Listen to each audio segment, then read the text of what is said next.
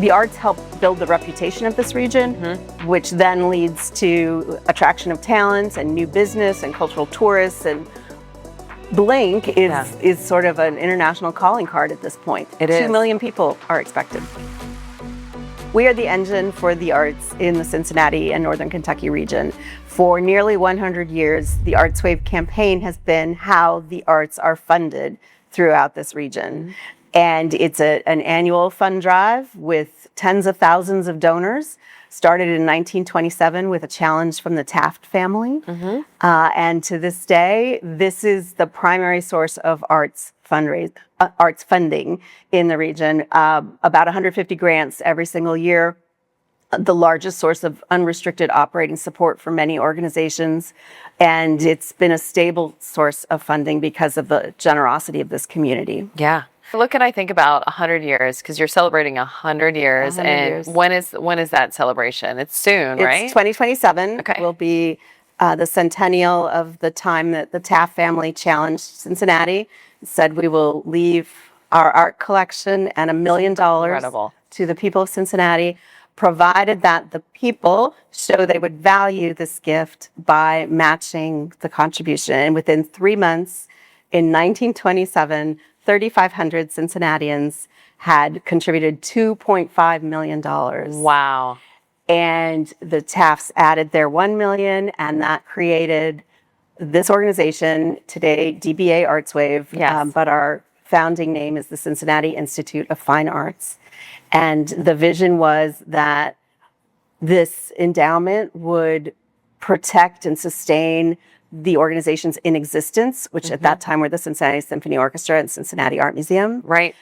But also be for the benefit of arts organizations and art forms yet to be imagined. Which is so cool. So cool. Like, think of Blink. Let's actually talk about that. Yet to be imagined. For me, I'm loving the growth and where things are going, and AI and how people are automating and utilizing. And so I think about art. And to me, art is such an experience that this might even more shine a light on ArtsWaves and the importance of the arts. What do you see? I'm sure you're having these conversations as a leader, in the arts community on AI and on the future. Well, AI is a complicated subject for artists, right? And responsible use of it is something that we are exploring here. We have a wonderful person on my team who's director of digital products. Okay. And her background is experiential design, and she's actually leading sessions at conferences this spring and summer about how arts organizations can responsibly use AI and help others in the community be responsible about it. Digital content, is the currency of our era, right? Right. Well, the way we incorporate technology into the experience of the arts, is vital, Right. to meet the needs of today's audiences and consumers. We are a tech-based society, and so a museum goer, for instance, expects to find interactive, tech-based, software-based exhibits, and to contribute to the creation of the art as part of the experience, not just being a passive observer of it. So tech enables that in so many ways. And as we become an increasingly, screen-based society. Yes, we are. We are. And even the kids, right? Oh, They're like especially in the the closet kids. with their screen, like hiding. Wait, what are you doing? Right. No screen time. Right. Like, on the one hand, that's amazing and opening up new worlds, and how AI pushes those worlds forward. But on the other hand, we know that that's not the most healthiest way to be a human. And so the arts are kind of a counterpart to that, or can be. Yeah. So, it's both and. things need to be high tech in the arts to meet the expectations Right. of audiences, but the arts are inherently a way to be in, humanity, Right. community together. So when we talk to CEOs, we're hearing all their perspectives on AI, digital, all the things, right? And you just brought back a thought that I had. We were minting NFTs. Yes. Right? So Yes. is this anything that the arts community talks about? Of course. And there are fascinating artists around the country and around the world who are at the cutting edge of NFT art. Yes. We had a women's leadership symposium one year where some experts in that from the University of Cincinnati came, and Yes. we each set up our own NFT account. And that's cool. Yeah. We learned together. We talked a moment ago about arts education, and our biggest program here at ArtsWave right now is called More Arts, More Kids, related to art education and exposure. We're trying to systemically address the fact that only 50% of schools in the U.S. take field trips to the arts anymore. Oh my God. I had no idea that it was that. Yeah, it's like, art in the classrooms and band and visual arts, it's the first thing to be cut, a field trip program. And not only that, but you can have one neighborhood school with a great PTO and resources that go, and in another neighborhood school that doesn't have those same resources. Right. So those kids miss out. So it's not, it hasn't been an equitable system. But when you think of how many kids need that exposure, we are trying to work district by district so that every 1st through 6th grader has at least one arts field trip every year. That's and wonderful. It's the same one. All schools in the district, the 1st grade goes to the Cincinnati Symphony Youth Concert at Music Hall. Then every 2nd grader goes to see a Cincinnati Ballet family production. And every 3rd grader goes to the Cincinnati Children's Theater. And every 4th grader goes to the Cincinnati Art Museum. By the time you're in 6th grade, you can look back on your elementary school career having been inside our incredible cultural venues and feel like there's something in it for me. There's it's a welcoming place. I want to go back. And if we don't do that, we aren't exposing them. They're not going to take advantage of all that we have when they grow up. So it's an investment in the future. $20 sends a kid on an arts field trip, and just imagine the ripple effect of that if our entire region, district by district, was making that commitment. A question I have for you then is, when I think about you as a child, tell me about what drew you to the arts, and kind of like, how did you get here from that point? Well, it's been a very intentional and organic story. When I was a toddler, there was a coffee table book in my parents' house of the masters, the Renaissance master painters, and French Impressionists. And I would go through that book, enchanted by the pictures. And my parents took me to a dinner party they had been invited to, and the host greeted them, and there was a picture on the wall, and I'm like 2.5, and I point to it and I say, Renoir. And everybody thought that my parents were like raising this genius child, right? Yeah.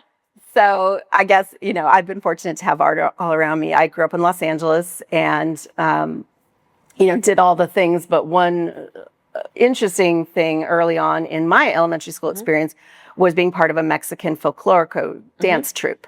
So I began dancing Mexican folk dance, and I can still do it. Do the footwork.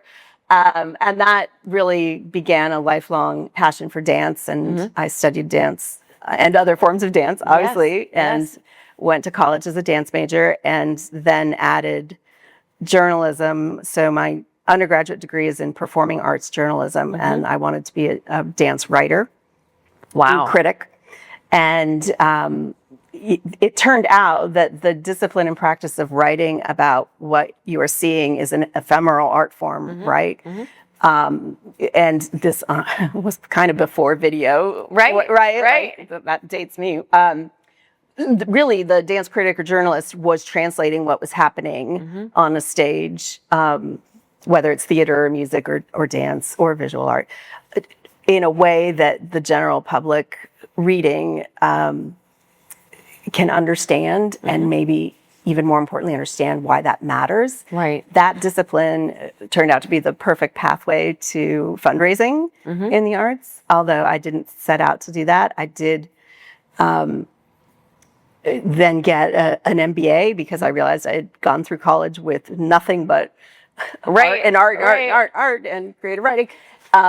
So I got my business degree, and then I had a chance to move to Moscow, Russia, and I was a dance writer for the Moscow Times. And How long were you in Moscow?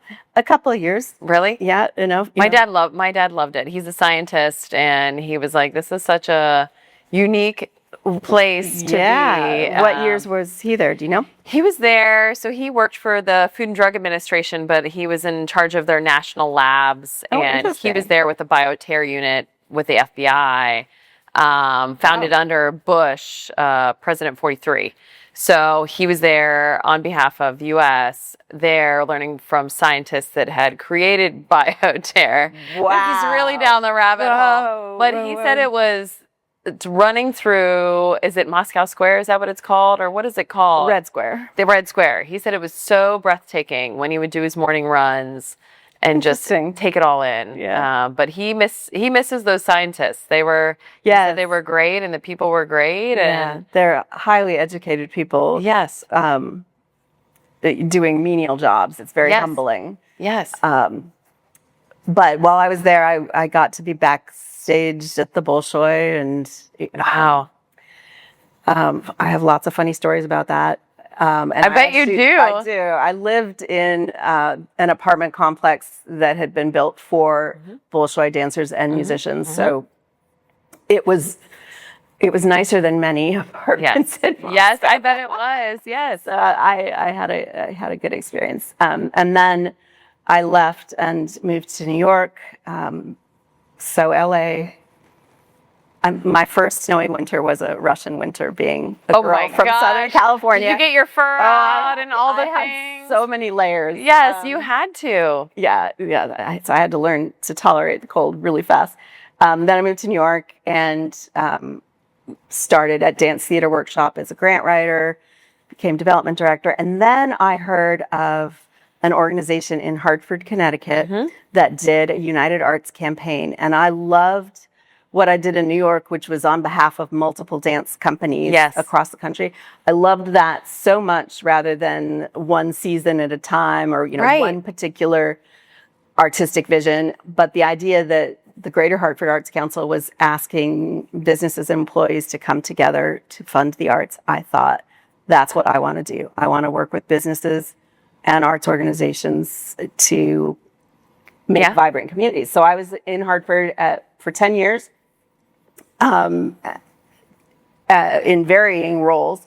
My first day on the job, I said to my boss, how do you do this? How do you convince so many CEOs and employees to contribute through payroll deduction to fund the arts? And he said, let's call Cincinnati. Let's call the Fine Arts Fund, which was our name at the time, and talk to its director, Mary McCullough Hudson, because nobody does it better than Cincinnati. Wow. So my first day on the job, a job I had for 10 years, I called this organization. Like Cincinnati, and you were benchmarking. We were benchmarking. And I now, of course, understand that there is a secret sauce. Yes, that you guys do have a secret sauce.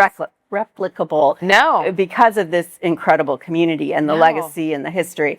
But we did benchmark for 10 years, and I never, ever imagined that it would bring you here from all those travels. I know. Honestly, I think about that, and I love traveling, so I like your story. I can see that it adds to just make you such a well-rounded, good fit for our city, and bringing so much more culture with you too, right? To the city, which is a great ad. I don't know that I'll get over the living in Moscow. Well, I can top it. That is so cool. You can top it, Erin. So after 10 years in Hartford, it was a moment that women will understand. It was like, oops, I forgot to have a baby. Yeah. And I realized that I needed to get on that. Yes, and yes. I ended up.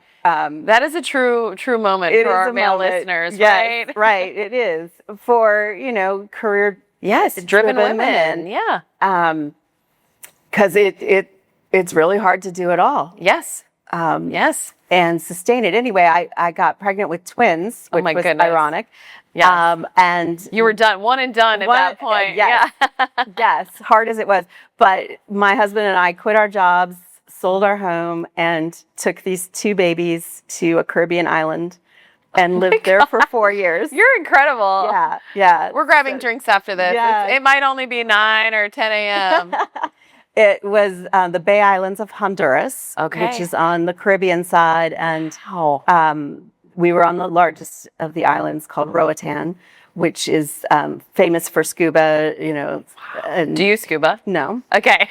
No. I would have been like, wow, if you do this, I just need to drop the mic and walk out of here because. But I sit on the beach really well. Yeah. With a nice drink. Yes. But the irony was, as parents of 2 babies in another third world country. Right. It had its challenges. Well, yes, that whole sentence has its challenges. Of course it did. Yeah. But that is kind of incredible. You picked what I think is a tough time, right? Those sleepless days. And you have 2 of them. 2 of them at once. And you're probably doing formula and all the things. All the things. You need safe water and all the things. Diapers, like the things that U.S. parents take for granted, play groups. And, yes, we did. I take all that for granted, Yeah. So we had an account with at the time, it was before Amazon. Yes. So there was drugstore.com, which would ship, diapers. And I think for my son who says, I want to be a drawer, how do I foster that? Like, what would be your advice? Because I've been contemplating it, how would I help him foster those skills? Because he loves it. He will draw for like 3 hours at a time. Oh, that's and he's fantastic. Incredible. And he's incredible. Yeah. Well, I would encourage you to look at summer camps, and in the ArtsWave app you can find. Okay, I can find. Okay, find summer camps, and expose them to a variety of art forms. Okay, and camps are a great way to do that, a week at a time, and give them something to do in the summer. Yes, definitely, really definitely. And I would suggest, as a family, you commit to at least a quarterly arts experience, if not a season. Yes. The Cincinnati Children's Theater has a new old home on it's right here. Yes, down the street. Yeah, $60 million restoration of, I think, one of 2 acoustically perfect halls in the country. It's incredible. It's incredible. And if you can believe it, is the country's most technologically advanced theater. And it is for children, professional theater for children.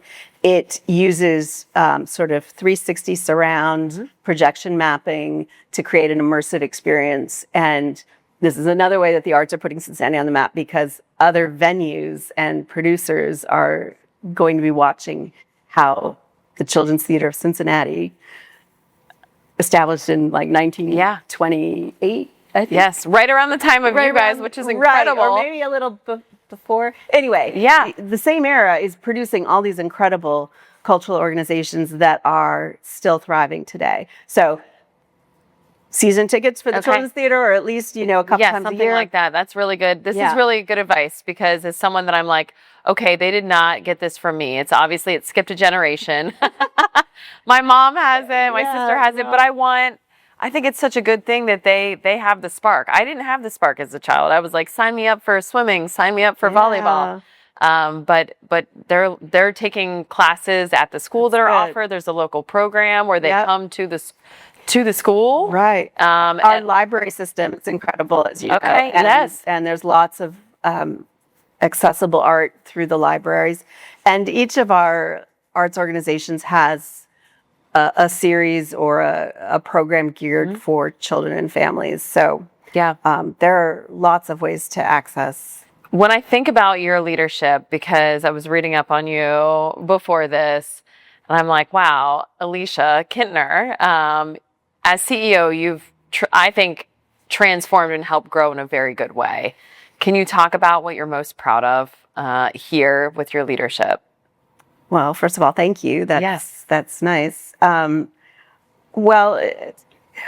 proud of. I know there's a lot to be proud of. Well, I don't really deserve credit for it because we have. I inherited an incredible organization that had just gone through a massive change. They changed the name from the Fine Arts Fund to ArtsWave, meant to symbolize a pretty radical transformation of mission and vision. So that had been established for me, and I was the lucky one to be able to continue it on.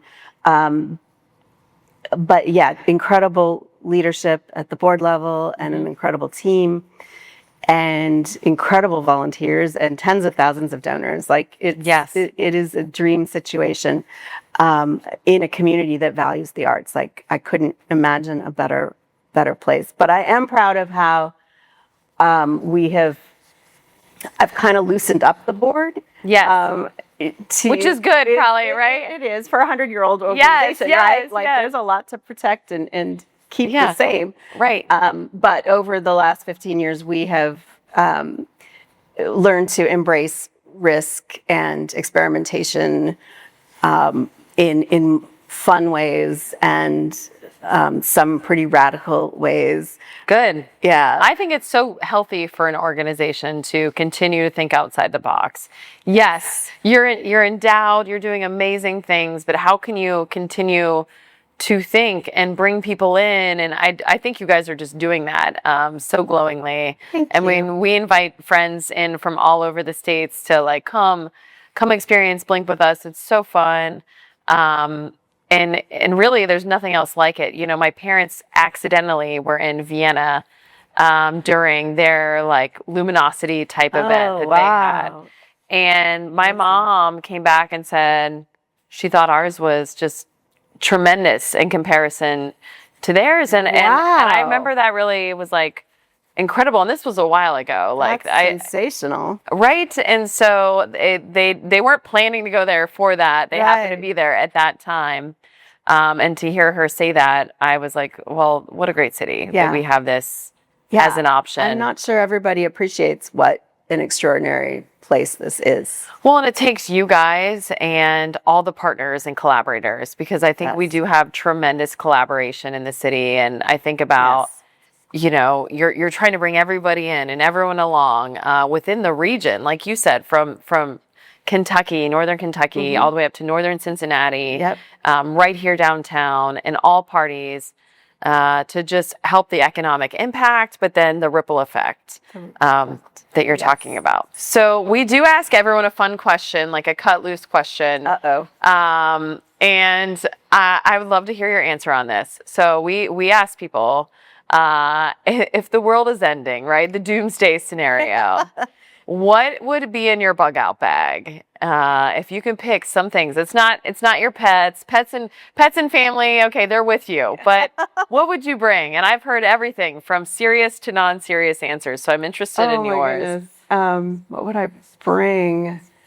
Your fur coat from Moscow.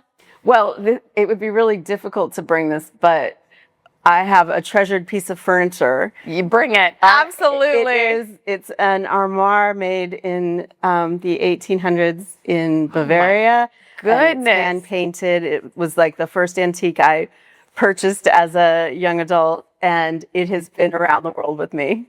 That's incredible. Yes, it has. And it is like the focal point of my living room. It's red and oh my flowers gosh, and chipped, and it's got character. It's got a lot that of has character. to come with you. Okay, that's coming with you. Me. The end of the world. It. Yes, I love it.